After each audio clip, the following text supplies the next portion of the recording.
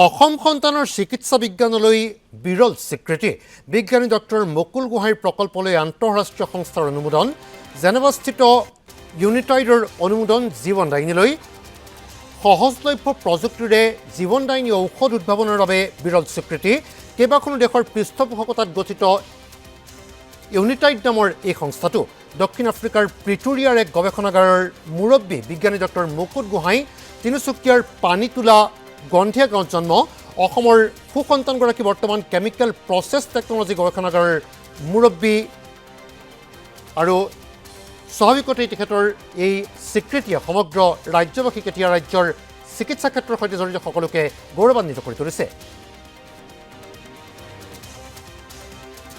দক্ষিণ আফ্ৰিকাৰ APM plus লেবৰেটৰীৰ পৰা কৈছোঁ। আপোনালোকৰ কাষলৈ আহিছোঁ। আপোনালোকক জনাবলৈ পাই আজি অত্যন্ত সুখী হৈছোঁ। জেনেভাস্থিত বিশ্ব স্বাস্থ্য সংস্থাৰ কাৰ্যালয়ত অৱস্থিত বিশ্বৰ অতি সন্মানীয় সংস্থা ইউনিটেডৰ পৰা আমি আমাৰ গৱেষণাৰ বাবে অনুমোদন লাভ কৰিছোঁ। মোৰ নেতৃত্বত এই গৱেষণাগাৰত বিভিন্ন ধৰণৰ জীৱনদায়িনী ঔষধৰ গৱেষণা কাৰ্য চলি আছে।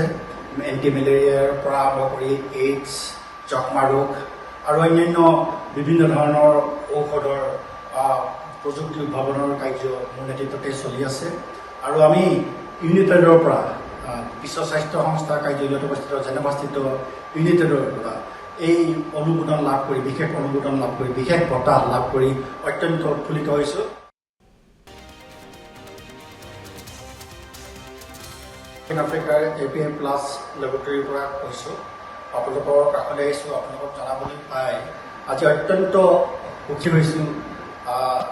জেনেভাস্থিত বিশ্ব স্বাস্থ্য সংস্থাৰ কাৰ্যালয়ত অৱস্থিত বিশ্বৰ অতি সন্মানীয় সংস্থা ইউনিটেডৰ পৰা আমি আমাৰ গৱেষণাৰ বাবে অনুমোদন লাভ কৰিছোঁ। মোৰ নেতৃত্বত এই গৱেষণাগাৰত বিভিন্ন ধৰণৰ জীৱনদায়িনী ঔষধৰ গৱেষণা কাৰ্য চলি আছে। এণ্টি মেলেৰিয়াৰ পৰা আৰম্ভ কৰি এইডছ, যক্ষ্মা ৰোগ আৰু অন্যান্য বিভিন্ন ধৰণৰ ঔষধৰ প্ৰযুক্তি উদ্ভাৱনৰ কাৰ্য মোৰ নেতৃত্বতে চলি আছে। আৰু আমি ইউনিটেডৰ পৰা বিশ্ব স্বাস্থ্য সংস্থাৰ কাৰ্যালয়ত অৱস্থিত জেনেভাস্থিত ইউনিটেডৰ পৰা এই অনুমোদন লাভ কৰি বিশেষ অনুমোদন লাভ কৰি বিশেষ বঁটা লাভ কৰি অত্যন্ত উৎফুল্লিত হৈছোঁ। দক্ষিণ আফ্ৰিকাৰ APM প্লাছ লেবৰেটৰীৰ পৰা কৈছোঁ। আপোনালোকৰ কাষলৈ আহিছোঁ। আপোনালোকক জনাবলৈ পাই আজি অত্যন্ত সুখী হৈছোঁ।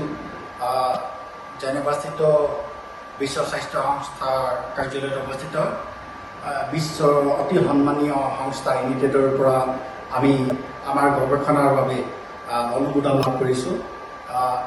মোৰ নেতৃত্বত এই গৱেষণাগাৰত বিভিন্ন ধৰণৰ জীৱনদায়িনী ঔষধৰ গৱেষণা কাৰ্য চলি আছে। এণ্টি মেলেৰিয়াৰ পৰা আৰম্ভ কৰি এইডছ, যক্ষ্মা ৰোগ আৰু অন্যান্য বিভিন্ন ধৰণৰ ঔষধৰ প্ৰযুক্তি উদ্ভাৱনৰ কাৰ্য মোৰ নেতৃত্বতে চলি আছে।